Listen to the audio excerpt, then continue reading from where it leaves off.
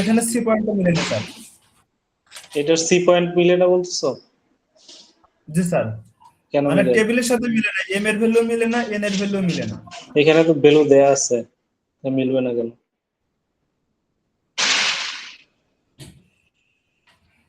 এই যে এখানে তো ভ্যালু দেয়া আছে, টেবিল থেকে 2026 আসে না বলতেছো? জি স্যার। স্যার মানে আমার আসে স্যার, একটা আসে স্যার, একটা আছে স্যার 1.5 এম এর ভ্যালু, আর এন এর ভ্যালু আছে 3.83, কিন্তু টেবিলে তো স্যার কোথাও স্যার 1.5 নাই আর 3.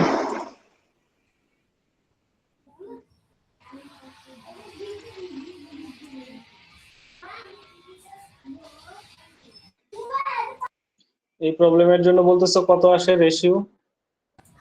স্যার এম এর রেশিও আছে স্যার 1.5, আর এন এর রেশিও আছে 3.83, টোটালটার জন্য না এই ডামিটার জন্য? টোটালটার জন্য। স্যার ডামিটার জন্য সেম স্যার, ডামিটার জন্য আসে স্যার এম এর ভ্যালু 1.5 আর এন এর ভ্যালু আসে 0.83।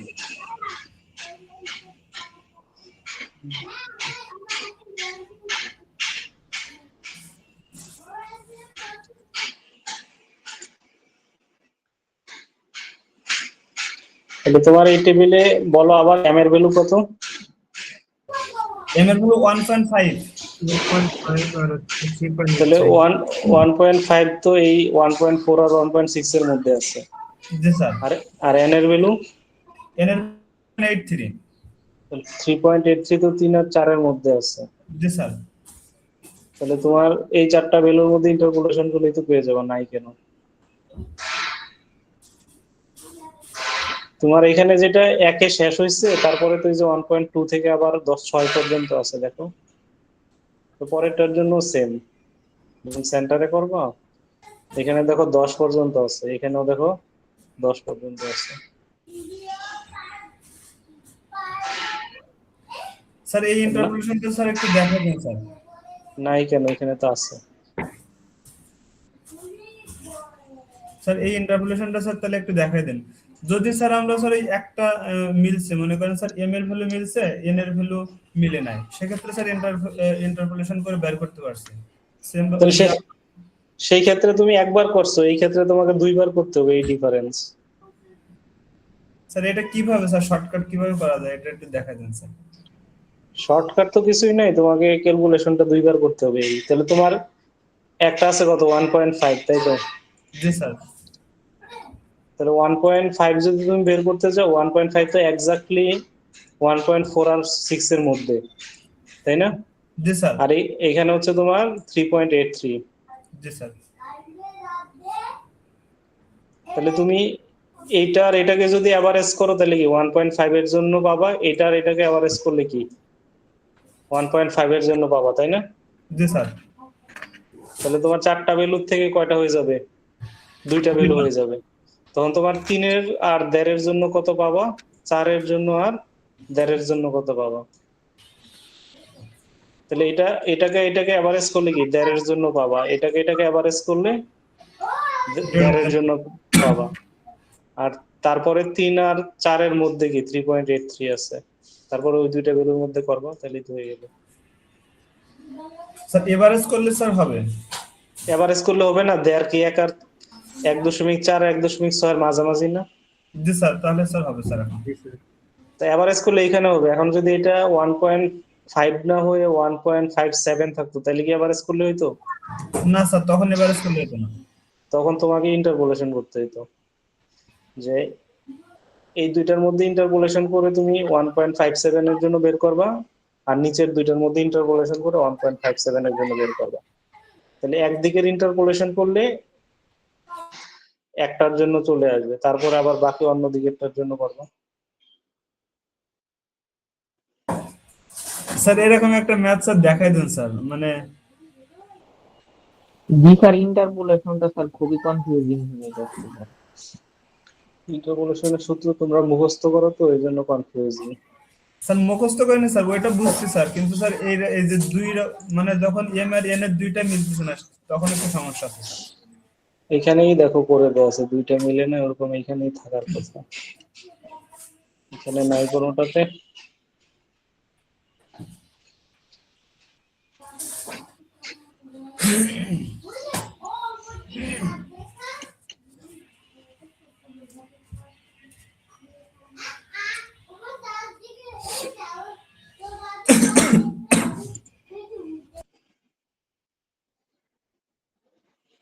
আচ্ছা, এখানে আমরা যদি যে কোনো একটা ভ্যালুর জন্য দেখি, যে ফর এক্সাম্পল n এর ভ্যালু হচ্ছে ফর এক্সাম্পল 0.66, আর m এর ভ্যালু আমরা ফর এক্সাম্পল ধরে নিলাম যে 1.57, তাহলে তো একদিকেও মিলে নাই। তাহলে 0.66 আছে কোথায়? 0.6 আর 0.7 এর মধ্যে। আর 1.57 আছে কি 0.4 আর 0.6 এর মধ্যে। তাহলে আমার কি ভ্যালু আসছে 4টা, তাই না? জি স্যার। তাহলে 0.6 এর জন্য হচ্ছে এইটা, 0.7 এর জন্য এটা, আর এদিকে 1.4 এর জন্য এটা, 1.6 এর জন্য এটা। তাহলে যে কোনো একটাকে প্রথম ইন্টারপোলেশন করতে হবে, যে আমি 1.4 আর 1.6 এর যেই ভ্যালুটা আছে সেই দুইটাকে ইন্টারপোলেশন করে আমি 1.57 এর জন্য বের করব, আবার এই দুইটার মধ্যে ইন্টারপোলেশন করে 1.57 এর জন্য বের করবো। তাহলে একদিকে তো আমার নেরো ডাউন হয়ে 1.57 হয়ে গেল, তাই না? জি স্যার। যে আমি যদি এখানটায় ইন্টারপোলেশন করি,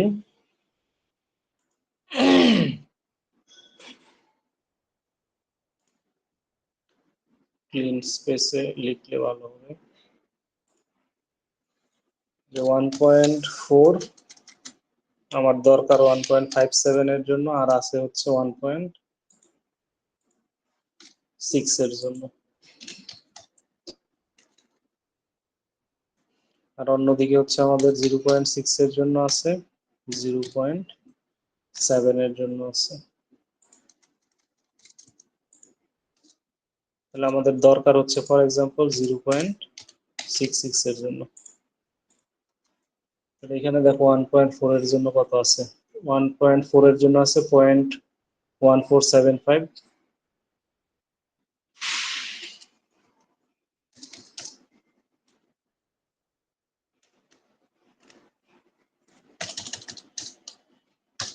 No, 1474.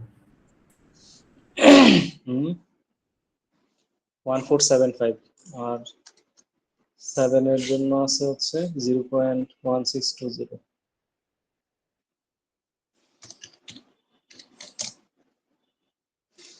1.5 এর জন্য তো আমাদের নাই, 1.6 এর জন্য আছে হচ্ছে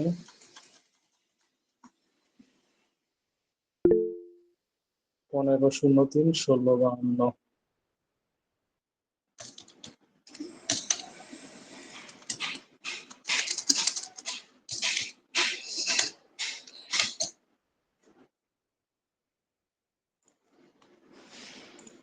তাহলে এখন আমাদের দরকার হচ্ছে এই 1.57 এর জন্য আর 1.66 এর জন্য কত। তাহলে আমি যদি এখন এইটা আর এটার মধ্যে ইন্টারপোলেশন করে 1.57 এর জন্য বের করি, তাহলে কত হবে বলো?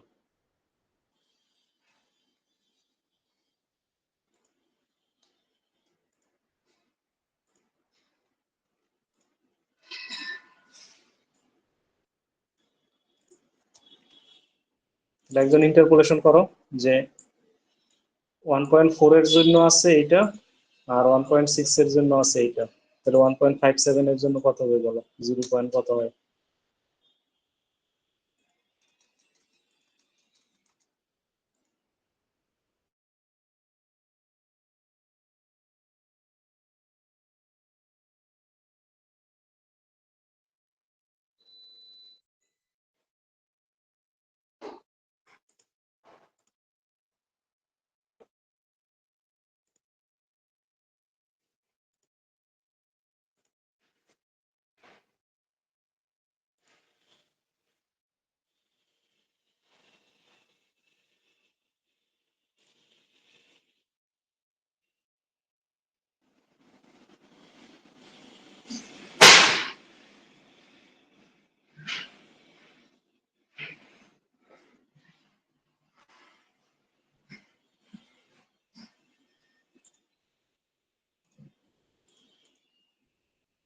একটু বলো এই দুটার মধ্যে ইন্টারপোলেশন করে কত হয়?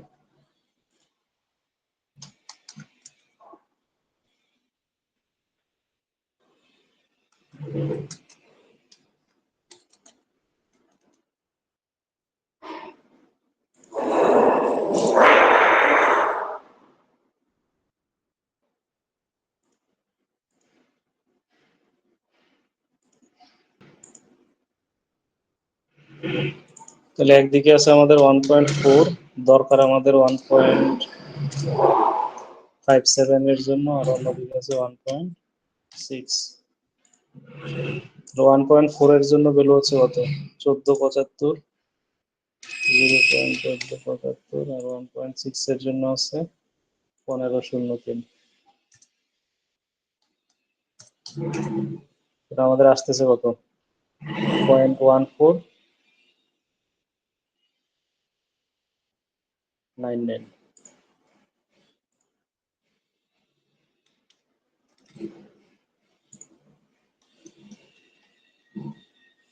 আর অন্য দুটার জন্য আমাদের ভ্যালু আছে কত? 1620, 1652।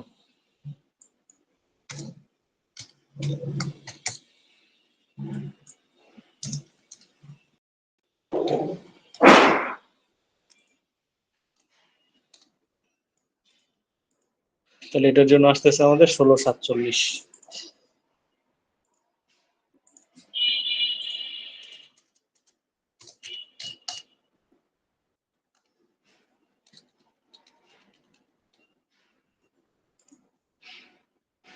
তাহলে একদিক দিয়ে আমাদের কি নেরো ডাউন হয়ে গেল, যে 1.57 এর জন্য ভ্যালু কত সেটা আমরা পেয়ে গেছি।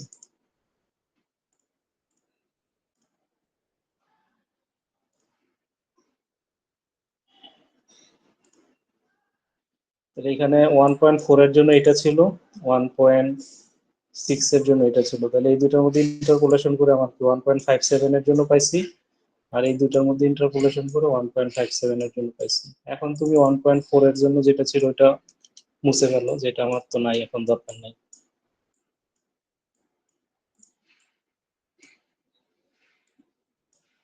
তাহলে এখন আমার ভ্যালু হয়ে গেছে কি দুইটা, যে 0.6 আর 1.57 এর জন্য এইটা, 0.7 আর 1.57 এর জন্য এটা। তাহলে আমার দরকার কি 0.66 এর জন্য। তাহলে এখন আমি এই দুইটার মধ্যে ইন্টারপোলেশন করলে তো 0.66 এর ভ্যালু সেটা পেয়ে যাবো। তাহলে এখানে 0 পয়েন্ট কিছু একটা হবে, 1499।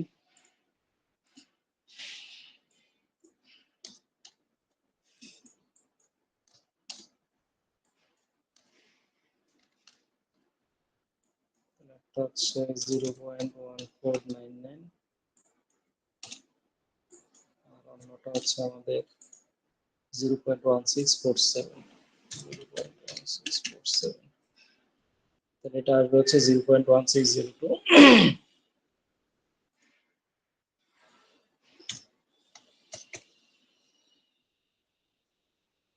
তাহলে আলটিমেটলি ভ্যালু হচ্ছে আমাদের 0.1602। বুঝা গেছে? তাহলে প্রথমে আমি এই দুটার মধ্যে ইন্টারপোলেশন করে আমি হচ্ছে কি করলাম, 1.57 এরটা বের করলাম। তারপরে আমি ওই দুইটা 1.57 এর জন্য যে দুইটা পেলাম ওইটা আবার আমি 0.6 এবং 0.7 এর মধ্যে ইন্টারপোলেশন করে 0.66 এরটা বের করলাম। তাহলে তুমি হরিজন্টাল দুইটাও প্রথমে করতে পারো, ভার্টিক্যাল দুইটাও প্রথমে করতে পারো, যেটা করতে চাও একটা করলেই হবে।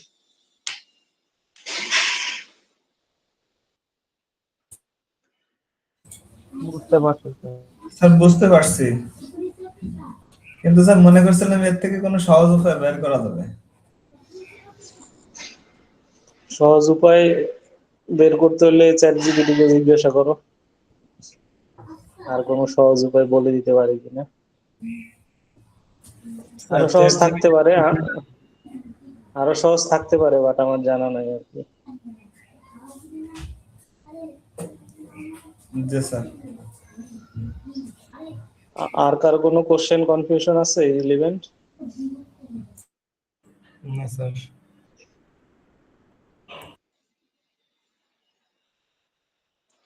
তাহলে এখানে তোমাদের গতদিন যে প্রবলেমটা করছিলাম ওটার আরেকটা ফলো আপ এক্সাম্পল আছে, ওটা অন্য আরেকটা টেক্সট বই থেকে আনা, এটা তোমাদের বইয়ে পাবা না, ফাউন্ডেশন ইঞ্জিনিয়ারিং এর বই থেকে আনা আর কি। তাহলে এখানে একই সাথে ইনসিটু স্ট্রেসও ক্যালকুলেশন করতে বলা হয়েছে এবং একই সাথে ইনডিউস স্ট্রেসও ক্যালকুলেশন করতে বলা হয়েছে।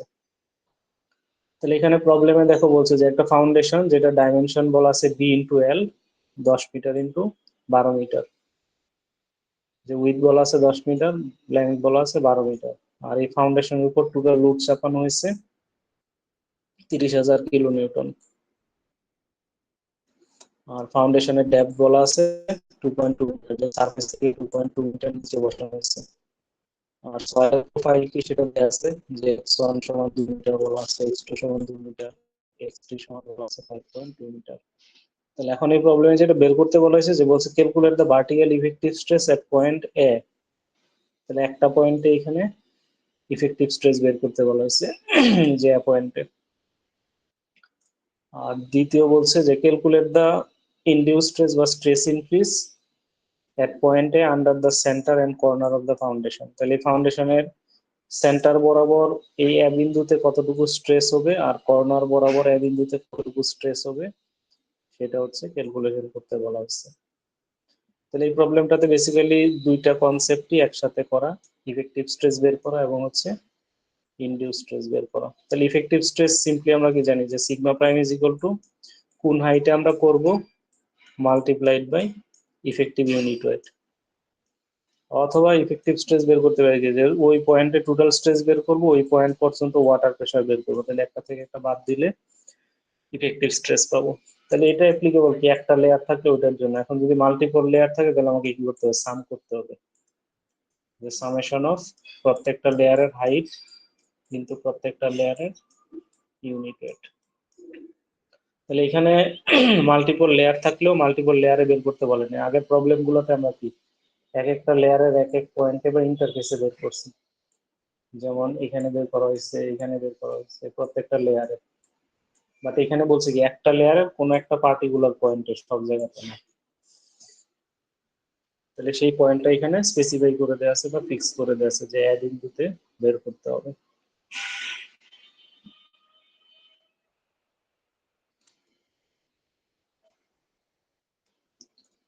তাহলে এখানে এ বিন্দুটা কোথায় আছে, যে এখানে এই লেয়ারের অর্ধেকে আছে। তার উপরে আমাদের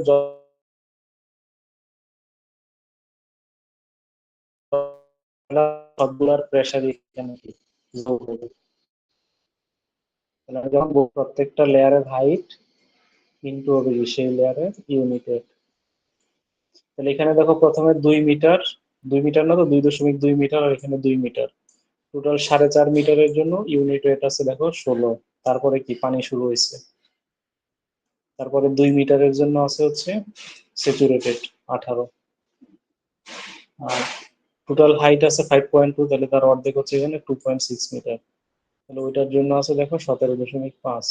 তাহলে আমার এখানে কি টোটাল তিনটা লেয়ার হবে, যে এতটুকু একটা, তার কারেসপন্ডিং ইউনিট ওয়েট 16, এইটা একটা, তার কারেসপন্ডিং ইউনিট ওয়েট 18, আর বাকি অর্ধেকের জন্য 17.5।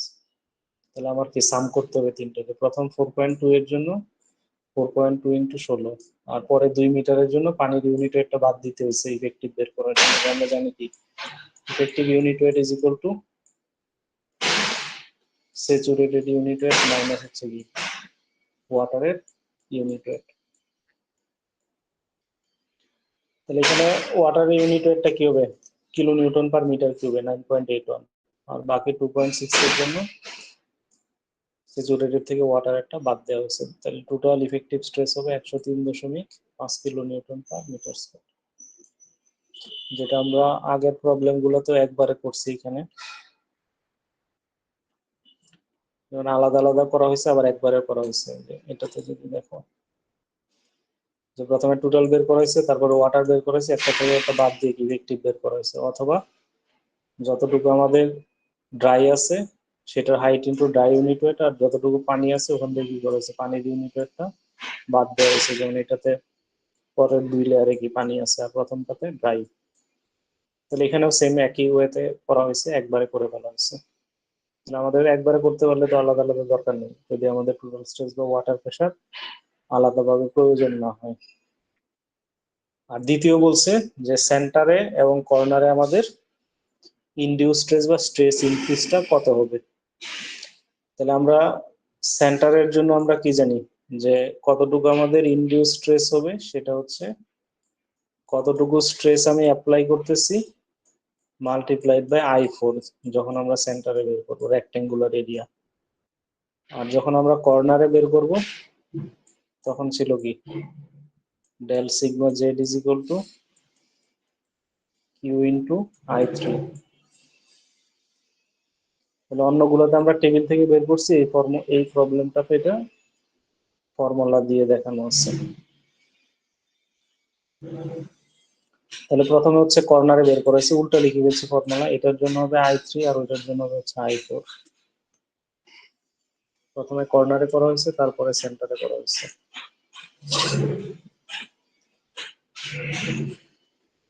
এটা হচ্ছে আমাদের কর্নারের জন্য, আর এটা হচ্ছে আমাদের সেন্টারের জন্য। তাহলে কতটুকু স্ট্রেস আমি অ্যাপ্লাই করতেছি সেটা বের করবো কিভাবে, এখানে লোডের ভ্যালু বলা আছে আর কি এরিয়া বলা আছে। তাহলে স্ট্রেস সমান কি লোড ডিভাইডেড বাই এরিয়া। তাহলে কত অ্যাপ্লাই করতেছি, লোড 30,000 ডিভাইডেড বাই এরিয়া, তাহলে স্ট্রেস হচ্ছে আমাদের 200 কিলোনিউটন পার মিটার স্কয়ার। এখন I3 I4 বের করার জন্য আমাদের কি লাগবে, এম এর ভ্যালু লাগবে, এন এর ভ্যালু লাগবে। তাহলে এটার জন্য লাগবে এম আর এন, আর এটার জন্য লাগবে M1 এবং হচ্ছে কি N1।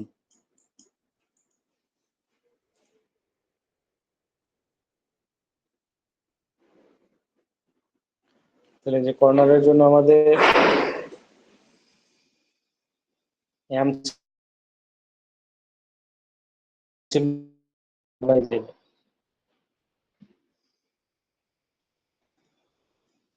আর যখন আমরা সেন্টারে বের করব তখন ছিল আমাদের কি M1 সমান L by B R N1 সমান জেড বাই স্মল বি, অথবা বলতে পারি 2Z বাই ক্যাপিটাল বি।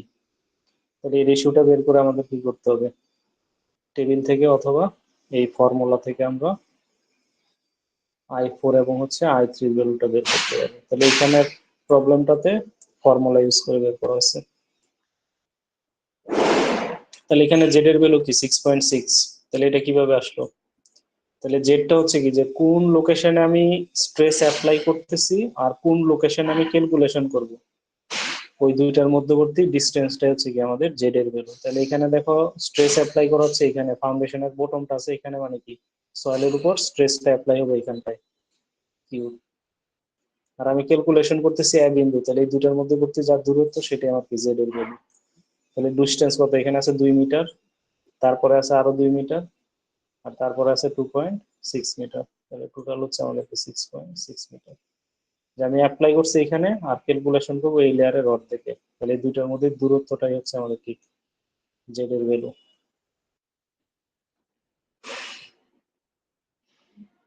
তাহলে I3 বের করার জন্য জেড এম বের করা হয়েছে বি বাই জেড, এন বের করা হয়েছে এল বাই জেড।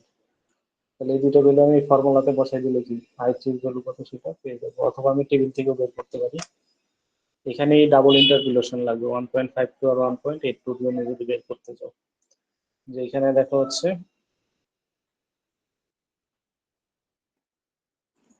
1.52 তো তুমি পাবা না, 1.4 আর 1.6 এর মধ্যে কি 1.52 আছে, আর অন্যদিকে আমাদের আছে কত 1.82। তাহলে এখানে 1.82 আছে, দেখো এই যে এখানে 1.6 আর 8 এর মধ্যে। তাহলে তোমাকে এখানের চারটা ভ্যালুর মধ্যে ইন্টারপোলেশন করে বের করতে হবে। স্যার 1.8 আর 2 এর মধ্যে আছে না, 8.2 তো আমাদের। হ্যাঁ এই দুটোর এটার মধ্যে। তাহলে এখানে যেমন করছি এখানেও সেম ওয়েতে তোমাকে এই চারটার মধ্যে ইন্টারপোলেশন করে 1.82 এর জন্য বের করতে হবে যদি টেবিল থেকে বের করো, আর এখানে ফর্মুলার থেকে দেখানো হচ্ছে। তাহলে ফর্মুলা ইউজ করার সময় একটা জিনিস মাথায় রাখতে হবে, এই পোর্শনটা আমাদেরকে ক্যালকুলেটরের রেডিয়ান মোডে করতে হবে, আর যে ভ্যালু আসবে সেটা হবে কি আমাদের অ্যাবসলিউট ভ্যালু, পজিটিভ হলে পজিটিভ, নেগেটিভ হলে নেগেটিভ নিয়ে করতে হবে। তাহলে এখানে স্টেপ বাই স্টেপ দেখো প্রত্যেকটার জন্য আলাদা, প্রত্যেকটা পোর্শনের জন্য আলাদা করে দেওয়া আছে তোমার ক্রস চেক করার জন্য। এখান থেকে আসবে এইটা, এই পোর্শন কোডটা আসবে এটা, আর এই পোর্শন থেকে আসবে আমাদের এইটা, আর লাস্টে সবগুলো একসাথে যোগ বিয়োগ করলে গুণ করলে এটা আসবে। তাহলে এটা আমাদের আয়ের ভ্যালু। তাহলে অ্যাপ্লাই করছি 250, আই দিয়ে মাল্টিপ্লাই করে দিলে আমি স্ট্রেস ইনক্রিজ বা ইনডিউস স্ট্রেসটা পাবো। তাহলে সেন্টারের জন্য আমরা বের করব কি m1 n1, তাহলে এই ফর্মুলাতে বসাই দিলাম আমরা কি, স্ক্রিন কি চলে গেছে? আসছে আবার। তাহলে এখানে দেখো আলাদাভাবে প্রত্যেকটা সেগমেন্টের জন্য করা আছে, তাহলে মাল্টিপ্লাই করলে এখানে সেন্টারে পাবো। তাহলে এখানে দেখো সেন্টারে 150 বাট কত 52। তাহলে এটা কোয়াইট সিম্পল, যে যেখানে আমি স্ট্রেস অ্যাপ্লাই করতেছি সেন্টার পয়েন্ট বরাবর কি স্ট্রেসের ভ্যালুটা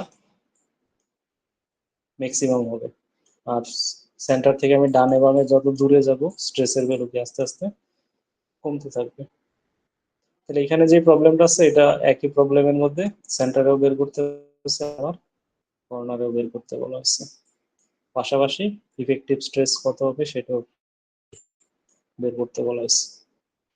তাহলে এটা গেল রেক্টেঙ্গুলার লোডেড এরিয়ার জন্য যদি আমাদের হয় সেই ক্ষেত্রে আমরা কিভাবে বের করবো।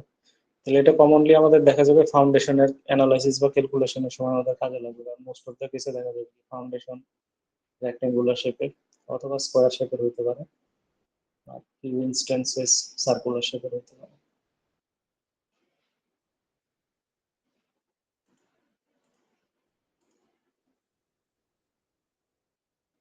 তাহলে এখানে কারো কোনো কোশ্চেন আছে? না স্যার স্যার, গতকাল যে আমাদের টাস্ক দিছিলেন ওইটার মধ্যে যদি আমরা এই সূত্র ইউজ করি তাও তো হবে স্যার। হুম, জি তুমি স্যার। সূত্র ইউজ করে করতে পারবা, টেবিল ইউজ করে করতে পারবা, অথবা যে গ্রাফ দেয়া আছে চাইলে গ্রাফ ইউজ করেও করতে পারবা। স্যার পরীক্ষায় যদি স্যার হচ্ছে যে মেথডই আছে স্যার সবকিছু ডাটা দেওয়া থাকবে না স্যার, ধরেন স্যার আমার যদি সূত্র ইউজ ডাটা করতে ছাড়া হয় তুমি তাহলে তো ক্যালকুলেশন সূত্র, করবা কিভাবে? স্যার সূত্র তো দেওয়া থাকবে স্যার, তো বিশাল সূত্র স্যার, এগুলো মানে মনে থাকে না। ডাটা ছাড়া তো তুমি ক্যালকুলেশন করতে পারবে না।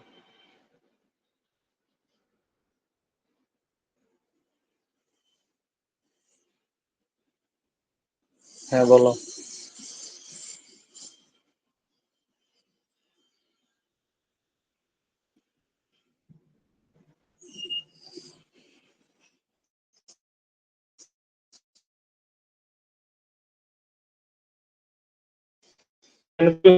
এক্সারসাইজ আরো প্রবলেম আছে, দেখো প্রবলেমে আছে তারপরে রেক্টেঙ্গুলার দেয়া আছে।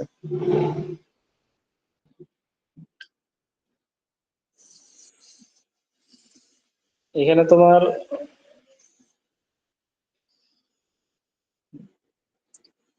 তোমার মাইকটা অফ করো, আদারওয়াইজ ইকো হবে। এখানে প্রবলেমে যেই কয়টা ক্যাটাগরির দেয়া আছে তুমি ওই কয়টা ক্যাটাগরির জন্য করবা। কার মাইক অন করা?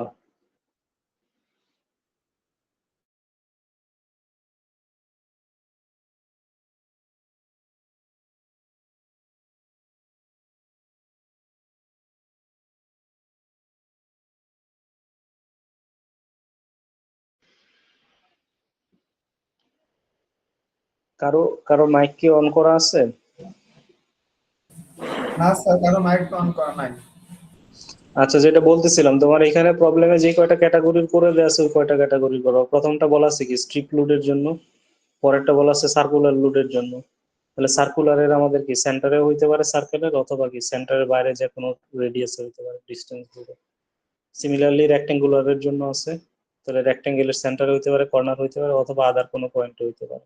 তাহলে তখন তোমাকে এরিয়াটা ভাগ করে নিতে হবে। এটার পরে এডিশনালি আরেকটা দেখবো, সেটা হচ্ছে আমাদের এমব্যাঙ্কমেন্ট লোডিং। রাস্তা তৈরি করার সময় যদি রাস্তার জন্য বের করি সেই ক্ষেত্রে আমরা কিভাবে বের করবো। স্যার তাইলে তো স্যার এটা অনেক বড় চ্যাপ্টার।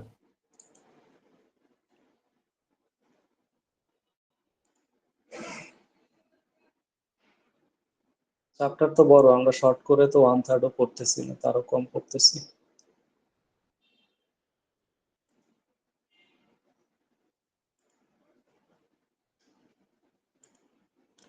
তাহলে এমব্যাকমেন্ট লোডিং এর জন্য তোমাদের আর্টিকেল হচ্ছে 10.10, যে vertical stress due to embankment loading.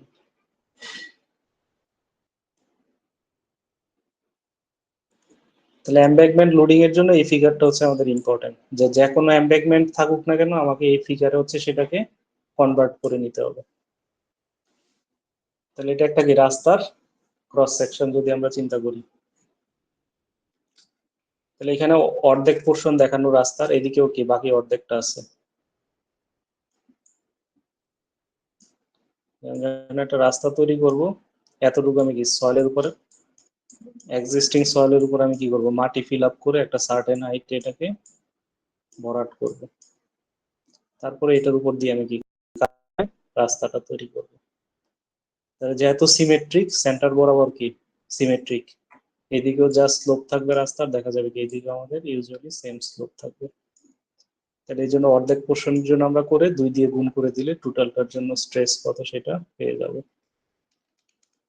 তাহলে এখানে দেখো নোটেশন যেটা ইউজ করা হয়েছে, যে এখানের ভ্যালুটাকে বলছে কি B1 আর এই ভ্যালুটাকে বলছে B2।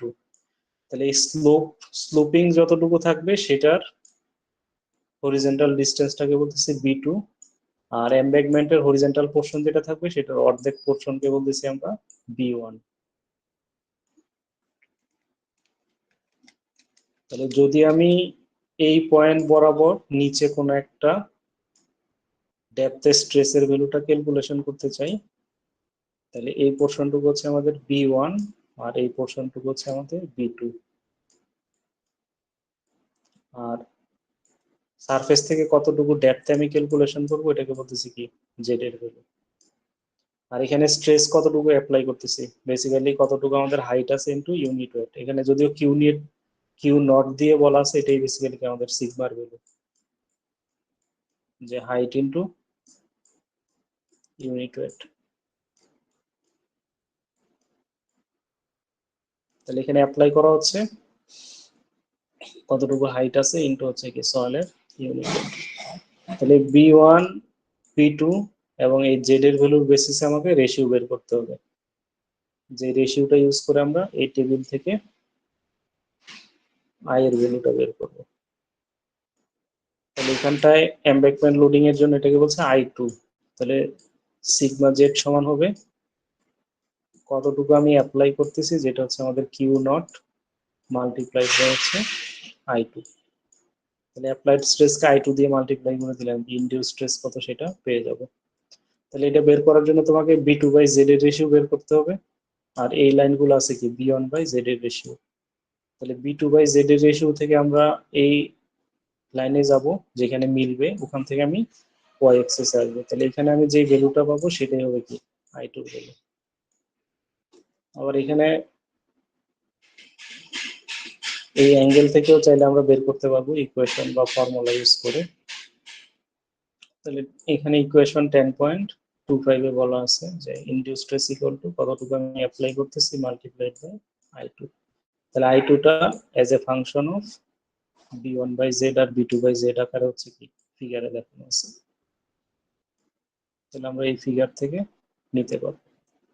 তাহলে একটা প্রবলেমের থ্রুতে যদি দেখি সেক্ষেত্রে আমাদের বুঝতে সুবিধা হবে। এখানে একটা এক্সাম্পল করে দেয়া আছে, আমরা এই এক্সাম্পলটাই দেখি। এক্সাম্পল হচ্ছে তোমাদের টেক্সট বইয়ে 10.11।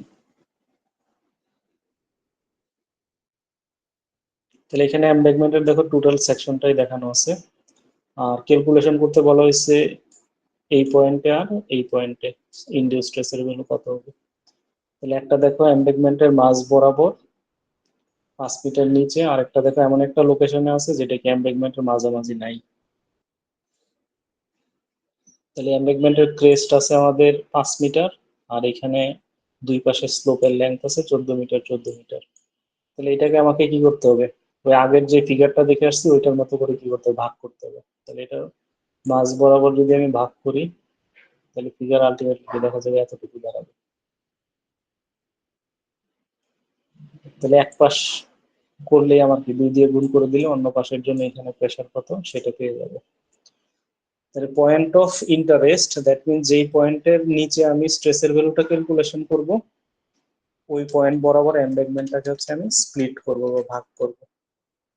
তাহলে এখানে দেখো প্রথমে এ বিন্দুর জন্য বের করা হয়েছে A1 এর জন্য, ওই জন্য এমব্যাকমেন্টটাকে দুইটা ভাগে ভাগ করা হয়েছে। তাহলে এখানে 5 মিটার আছে, এদিকে আমাদের থাকবে 2.5 মিটার, এইদিকেও কি 2.5 মিটার। তাহলে অ্যাকর্ডিং টু বেসিক ফিগার এই ভ্যালুটা হচ্ছে আমাদের কি B1 এর ভ্যালু, আর এই ভ্যালুটা হচ্ছে আমাদের কি B2 এর ভ্যালু। একটু আগে যেটা আমরা ফিগার দেখে আসলাম যে হরিজন্টাল পোর্শনটুকু আমাদের B1 আর স্লোপিং পোর্শনটুকু B2, আর জেড হচ্ছে কতটুকু নিচে আমি ক্যালকুলেশন করবো। তাহলে এখানে 5 মিটার বলা আছে, দেখো যে এখান থেকে 5 মিটার নিচে বের করতে হবে। তাহলে জেড এর ভ্যালু হবে এখানে 5 মিটার। তাহলে এটার পাশাপাশি আমাদের কিউ নট লাগবে। তাহলে কিউ নট হচ্ছে আমাদের কি এমব্যাকমেন্টের হাইট ইনটু হচ্ছে এমব্যাকমেন্ট সয়েলের ইউনিট ওয়েট। তাহলে হাইট বলা আছে 7 মিটার, যে সয়েল দিয়ে তৈরি করা হয়েছে ওটা ইউনিট ওয়েট বলা আছে 17.5। তাহলে এখানে শুরুতেই দেখো কিউ নটের ভ্যালুটা বের করা হয়েছে 122.5। তাহলে এতটুকু স্ট্রেস আমি কি অ্যাপ্লাই করতেছি। তাহলে এখানে দেখো রেশিও বের করছে, B1/Z এর জন্য বের করছে কত 0.5, আর B2/Z এর জন্য বের করছে 2.8। তাহলে এই দুইটা ভ্যালু ইউজ করে আমাকে টেবিল গ্রাফ থেকে এখন হচ্ছে I2 এর ভ্যালুটা বের করতে হবে। তাহলে গ্রাফে এক্স ডিরেকশন বরাবর আছে কি B1/Z এর ভ্যালু। তাহলে এখানে যদি আমরা প্লট করি তাহলে এটা 0.1 আছে, পরেরটা হবে পয়েন্ট না, এক্স ডিরেকশন বরাবর হচ্ছে B2/Z, B2/Z হচ্ছে আমাদের 2.8, আর B1/Z হচ্ছে আমাদের 2.5। তাহলে 2.8 কোথায় হবে, এটা হচ্ছে আমাদের 1 এর জন্য, এটা হচ্ছে 2 এর জন্য, তাহলে 2.8 এরকম কোন একটা পজিশনে হবে। তাহলে যেখানে আমাদের 2.8 আছে সেই বরাবর আমি একটা কি করলাম ভার্টিক্যাল লাইন ড্র করলাম। এটা দেখবো লগারিদমিক স্কেলে করা আছে, সো সেইভাবে আমাকে ডাটাটা নিতে হবে। এটা 1 হলে পরেরটা কি 2, পরেরটা 3, তাহলে 2.8 কি 3 এর থেকে জাস্ট একটু আগে হবে। আর B1/Z এর ভ্যালু বলছে আমাদের 0.5, তাহলে এটা দেখো হচ্ছে 0.5 এর লাইন। তাহলে ওই 0.5 এর লাইনে দেখো ইন্টারসেক্ট করছে এই পয়েন্টে। তাহলে যেই পয়েন্টে ইন্টারসেক্ট করছে ওই পয়েন্ট বরাবর আমি কি করবো আরেকটা হরিজন্টাল লাইন ড্র করবো।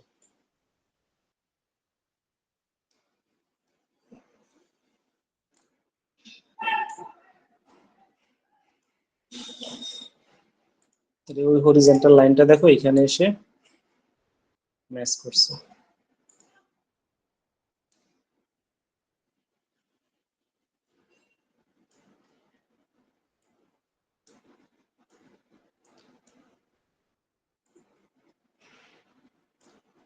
তাহলে যেখানে এসে মিলে গেছে ওই ভ্যালুটাই বেসিক্যালি কি আমাদের I2 এর ভ্যালু।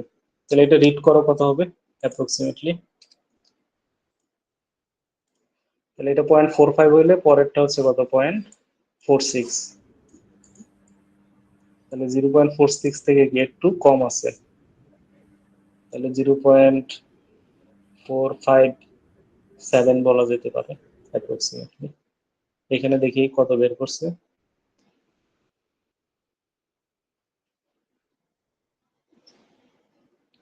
0.445 লিখছে।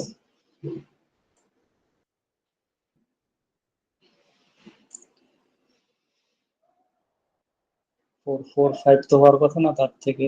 আচ্ছা আমরা কি সেম লাইনেই তো আছি, 0.5 এর লাইন।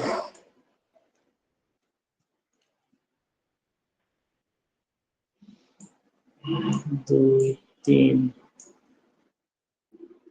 2.8 থেকে 0.5 এ যদি আমরা যাই,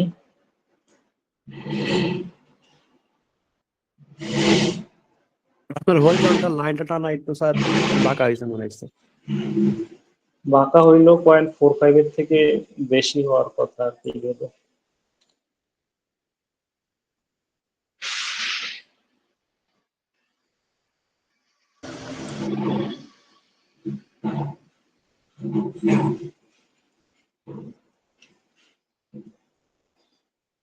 যেখানে ক্রস করছে ওটা 0.45 থেকে একটু বেশি হওয়ার কথা আর কি, 0.5 এর জন্য। তাহলে এটাকে আমরা 0.455 বলতে পারি। 100% যে বইয়ের সাথে মিলবে নাও মিলতে পারে, 0.455 বলা যায় আর কি। I2 is equal to 0.455। তাহলে আমি অ্যাপ্লাই করছি হচ্ছে 122, আর I2 এর ভ্যালু হচ্ছে পয়েন্ট, এখানে 445 লিখছে, 455 কারেক্ট হবে আর কি। তাহলে এখানে দুই পাশে লেফটের জন্য রাইটের জন্য বের করছে, তাহলে 122 লেফটের জন্য একবার লিখছে, রাইটের জন্য একবার লিখছে, তাহলে টোটাল আমি ইনডিউসড স্ট্রেস কত পাবো। তাহলে এটাকে আমি মাল্টিপল ওয়েতে লিখতে পারি, যে আমি ওরকমও লিখতে পারি যে del sigma Z equal to 2 times Q naught into I2।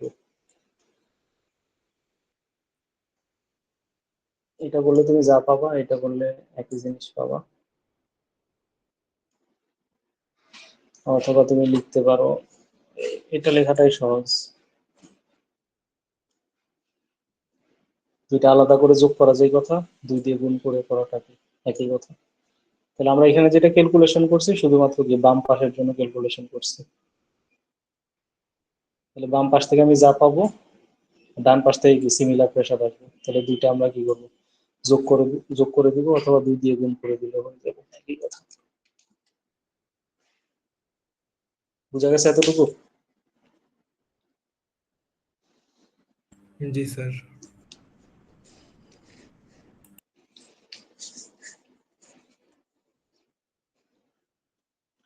তাহলে পরেরটা দেখো একটু ট্রিকি। পরেরটা ট্রিকি কিভাবে, পরের যে পয়েন্টে বের করতে বলা হয়েছে এটা হচ্ছে কি এমবেগমেন্টের এই পয়েন্ট বরাবর 5 মিটার নিচে।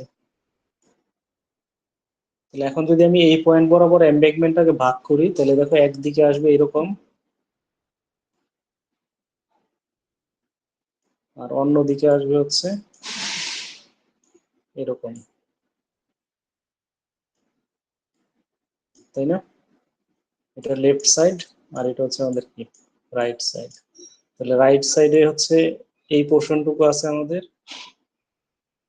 ওই পয়েন্টের, আর লেফট সাইডে আছে কি এই পোর্শনটুকু। তাহলে এখন এই লেফটের জন্য আমাকে B1 এবং B2 কি লিখতে হবে, রাইটের জন্য B1 এবং B2 কি সেটা লিখতে হবে। লেফট সাইডটাকে যদি আমি এখানে আলাদা করি,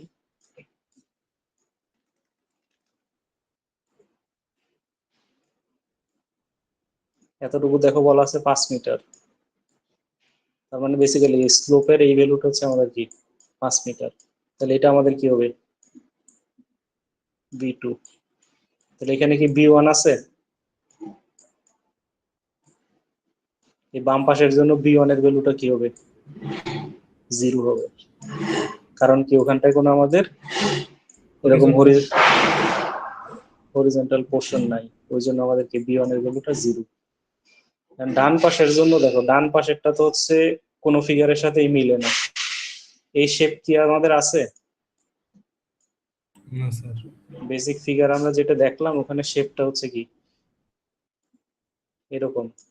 তাহলে ওখানে আমাদের যে শেপ আছে ওরকম তো শেপ নাই, তাহলে শেপটা বানাই নিতে হবে। কিভাবে বানাইতে পারি, যে ধরো এরকম আছে,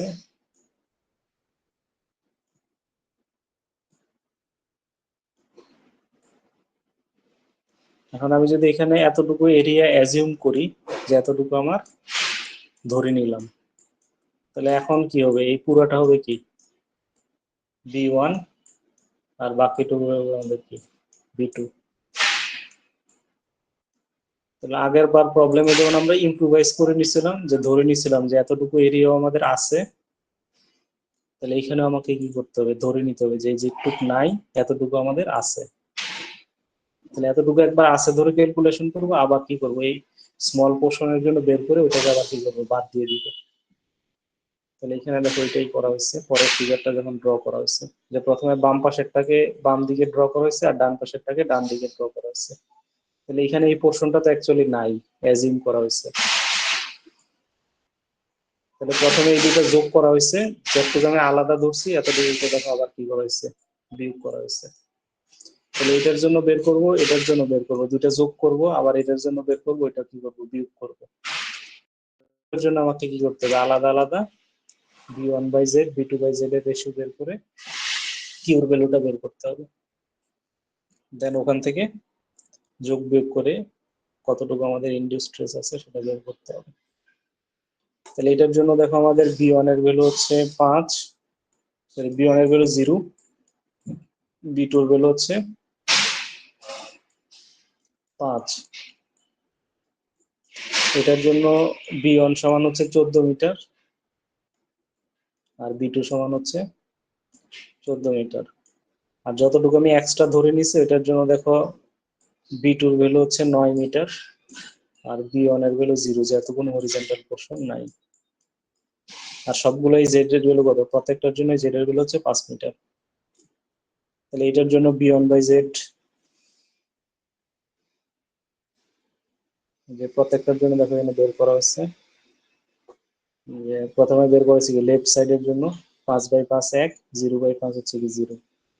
তারপরে মিডল সেকশনের জন্য বের করা হয়েছে, মিডল সেকশনে দুইটাই কি 14 তাহলে 14/5 14/5। আর রাইট সাইডের জন্য আমাদের b1/z 0 আর b2/z হচ্ছে 9/5। তাহলে এখন কি করব, এই রেশিওগুলোর বেসিসে টেবিল থেকে আমি কি করব, i2 ভ্যালুটা বের করব।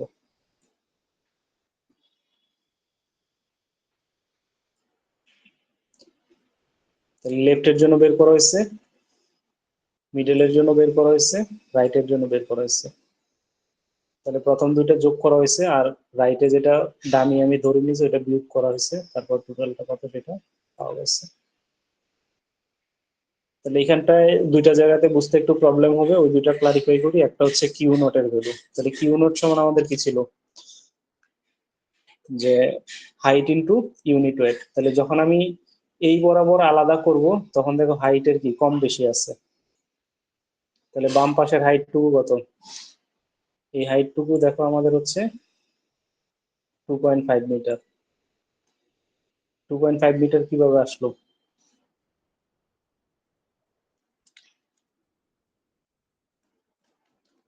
এটার সাইড স্লোপ যদি তুমি দেখো,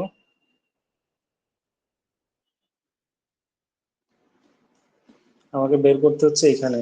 তাহলে এখানে হাইটটুকু কত হবে, যে টোটাল হাইট যদি হয় 7 মিটার,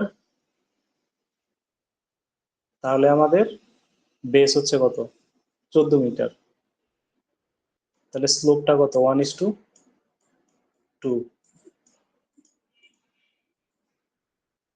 ভার্টিক্যালি 1 হলে হরিজন্টালি কত, 2।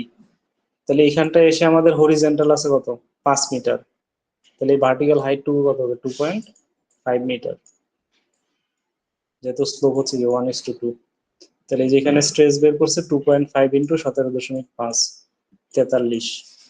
আর এটার জন্য যা আছে তাই, টোটাল হাইট যেহেতু আমরা ধরছি এখানে 7 ইন্টু 122.5।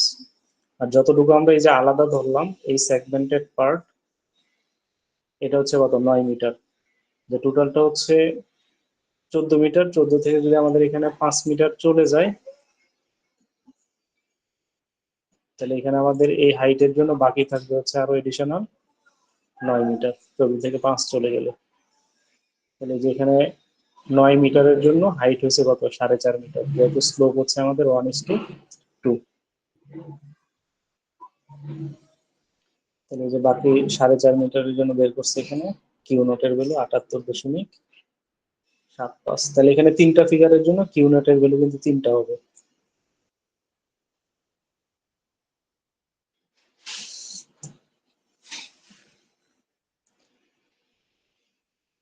এখন রেশিও গুলো বের করার পরে আমি টেবিলে বসাই দিলেই, সরি গ্রাফে বসাই দিলেই কি তার কারেসপন্ডিং আই2 এর ভ্যালুটা পেয়ে যাবো।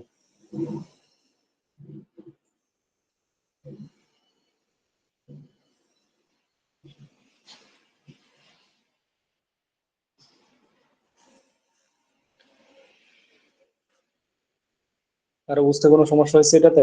বলো কোশ্চেন থাকলে। স্যার এখন তো কোনো সমস্যা নেই, করতে গেলে স্যার সমস্যা বের হবে।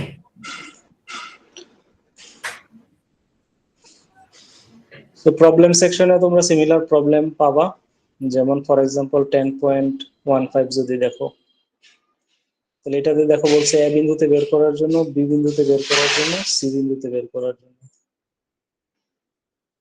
তাহলে প্রথম টাস্ক কি, যে যেই বিন্দুতে আমি বের করব সেই বিন্দু বরাবর এমবেগমেন্টটাকে কি করবো, দুইটা ভাগে ভাগ করব। তাহলে এ বিন্দুতে যদি বের করি তাহলে এখানে দেখো আমাদের কি বাম দিকে যা হবে ডান দিকে তাই হবে, তাই না? জি স্যার। তাহলে এখানে দেখো স্লোপ বলা আছে, বাট এখানে হরিজন্টাল ডিসটেন্স কত সেটা বলা নাই। তাহলে এমবেগমেন্টের হাইট বলা আছে কত, 22.5। তাহলে এই ডিসটেন্সটুকু কত হবে, 22.5 ইন্টু স্লোপ হচ্ছে কত, 2.5। 2.25। তাহলে এতটুকু হবে আমাদের কি বি টুর ভ্যালু যখন আমরা এ বিন্দুতে করব। আর বি ওয়ান সমান হবে কি 5 মিটার। আর এখানে বলছে কি সারফেস থেকে 12 মিটার নিচে বের করার জন্য, তার মানে জেড এর ভ্যালু কত, 12 মিটার। তাহলে যখন আমি এতে বের করব তাহলে কিউ নট সমান কি হবে, কিউ নট ইন্টু হবে I2। তাহলে এ বিন্দুর ডান দিকে যা আছে বাম দিকে তা আছে, তার মানে কি এটাকে 2 দিয়ে আমি গুণ করে দিব। তাহলে সেই ক্ষেত্রে আমি সিগমা জেডটা পেয়ে যাব। তাহলে এটা হচ্ছে এক্সাম্পলের প্রথম যেটা আছে ওইটার মতোই। তাহলে এখানে কিউ নট কত হবে, হাইট হচ্ছে 22 আর ইউনিট ওয়েট কত 17, তাহলে দুইটা গুণ করে দিলে আমি কিউ নট পাবো। যখন বি বিন্দুতে আমি বের করব স্যার তখন B1 0 হবে আর B2 হবে। তাহলে ডান দিকে আছে আমাদের এতটুকু,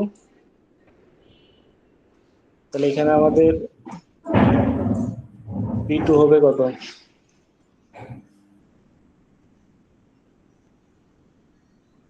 22.5 ইন্টু 2.25 সেম। তাহলে B1 হবে কত, এতটুকু টোটালটা 10 মিটার। আর যখন আমি বাম দিকে করব তখন এখানে B2 এর ভ্যালুটা থাকবে কি ওই পাশে একটা সমান, বাট এই সেকশনের জন্য B1 এর ভ্যালুটা কি হবে, 0 হবে। 0 হবে। তাহলে এই সেকশনের জন্য বের করব, এই সেকশনের জন্য বের করব, দুইটা একসাথে যোগ করে দিলে আমি কি বি বিন্দুতে স্ট্রেসের ভ্যালু কত সেটা পেয়ে যাব। এখন যখন আমি সি বিন্দুতে করব, সি বিন্দুতে দেখো হচ্ছে বাম দিকে কিছুই নাই, তাই না? সি বিন্দুতে তো জি বামে স্যার। কিছু নাই, আছে পুরোটা ডান দিকে, কিন্তু ডান দিকে যেটা আছে ওইটা তো আমাদের বেসিক এরিয়ার সাথে ফিগারের সাথে মিলে না। তাহলে এখন কি করতে হবে, এই হাইটটুকু আমাকে অ্যাজিউম করে নিতে হবে যে এখানে এতটুকু কি মাটি আছে। তাহলে এখন এই টোটাল ডিসটেন্সটা হবে আমাদের কি B1, আর বাকিটুকু হচ্ছে আমাদের B2। B2। তাহলে এতটুকু আমি বেশি বেশি ধরলাম না, তাহলে এই পোর্শনটাকে কি করতে হবে, মাইনাস করতে হবে, যেটা আমি বেশি ধরলাম, যে এই যে বেশি ধরলাম এটাকে কি করতে হবে, মাইনাস করতে হবে। তাহলে এটাকে যদি আমি আবার আলাদাভাবে ড্র করি তাহলে কি দাঁড়াবে, হাইট হচ্ছে আমাদের 22.5 আর বেস হচ্ছে আমাদের কি হবে 2.25 ইন্টু 22.5, 56 বা 57 এরকম কিছু মনে হয়। আর হাইট হচ্ছে আমাদের কি 22.5। তাহলে এখানে B2টা থাকবে, শুধু B1 এর ভ্যালুটা কি হবে, 60.3 আসে। তাহলে এই ফিগারের ক্ষেত্রে আমাদের কি B2টা থাকবে আর B1 এর ভ্যালু হবে 0। তাহলে প্রত্যেকটার জন্য এখন আমি কি করবো, রেশিওটা বের করবো, দেন গ্রাফ থেকে i2 এর ভ্যালুটা বের করে আমি দিই। i2 দিয়ে সিগমা কিউ নট কে মাল্টিপ্লাই করলে কি ডেল সিগমা জি এর ভ্যালু কত সেটা পেয়ে যাব। তাহলে এখানে এত সিম্পল, জাস্ট দুই ভাগে ভাগ করে করলে হবে। বি তে যখন করব ডান দিকে আমাদের b1 b2 দুইটাই থাকবে, কিন্তু বাম দিকে থাকবে কি শুধু b1। আর যখন সি তে করব সেই ক্ষেত্রে আমাদেরকে ডামি এরিয়া ধরে নিতে হবে, যেটা আগের এক্সাম্পলেও দেখলাম। তাহলে এখানে তোমাকে এই এরিয়াটুকু এডিশনাল ধরে নিতে হবে যখন সি তে বের করবে। তাহলে তোমাদের আজকের কাজ হবে এই প্রবলেমটা করে সাবমিট করা 10.15। তাহলে ওটার জন্য আমি আরেকটা লিংক প্রোভাইড করব, ওখানে সাবমিট করব। স্যার কয়টার মধ্যে সাবমিট করতে হবে স্যার? স্যার আজকে একটু টাইম বাড়াই দিন স্যার। তুমি বলো কয়টা পর্যন্ত লাগবে? কে পর্যন্ত টাইম দেন স্যার? কালকে কয়টা পর্যন্ত বলো? স্যার কালকে দুপুর পর্যন্ত দেন স্যার। নেক্সট উইক পর্যন্ত দেন স্যার। দুপুর নামে তো কোনো টাইম নেই। দুইটাই দেন স্যার, কালকে দুপুর দুইটা। দুইটার মধ্যে দিলে সাবমিট করতে পারবা? স্যার চেষ্টা করবো ইনশাল্লাহ স্যার। যদি সাবমিট স্যার, করো কালকে- তাহলে স্যার, কালকে রাত 12টা পর্যন্ত দিন স্যার, এটাই বেটার হয়।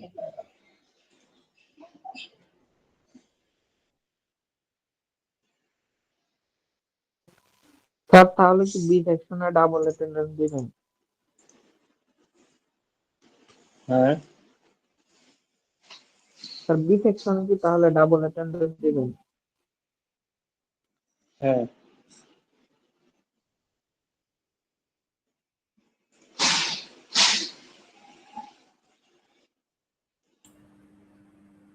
স্যার গতকালের টেকটা আপডেট করে দিন স্যার, আমরা অনেকে পরে সাবমিট করছি।